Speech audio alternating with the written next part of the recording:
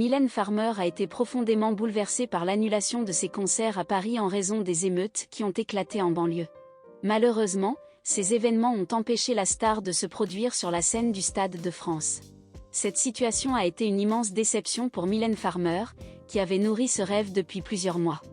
Le magazine Voici dévoile des détails concernant l'annonce de l'annulation des concerts de Mylène Farmer à Paris, en lui offrant sa une cette semaine. Selon le magazine, c'est son producteur qui s'est rendu chez elle à Saint-Cloud pour lui annoncer cette triste nouvelle. Malgré l'actualité tumultueuse liée aux émeutes, Mylène Farmer gardait confiance. Bien qu'elle ait entendu parler d'un risque d'annulation de ses concerts en raison des événements, elle ne l'envisageait plus si près du but.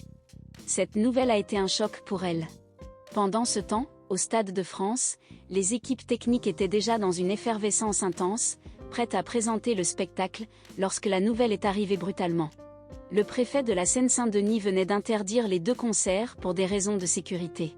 Cette annonce soudaine a créé une onde de choc parmi les membres de l'équipe et a provoqué une grande déception pour les fans de Mylène Farmer qui attendaient avec impatience ses spectacles. C'est son producteur, Thierry Suc, qui lui a annoncé cette triste nouvelle. Elle s'est effondrée. Pour Mylène Farmer, cela a été un énorme coup dur et elle s'est mise à pleurer. En tant qu'artiste d'une grande sensibilité, elle est émotionnelle et réceptive. Elle entretient une relation presque mystique avec ses fans, confie un proche, préférant rester anonyme. Son chauffeur, son garde du corps et tous ceux qui l'entourent sont restés à ses côtés tout au long de la soirée pour la soutenir dans cette épreuve difficile.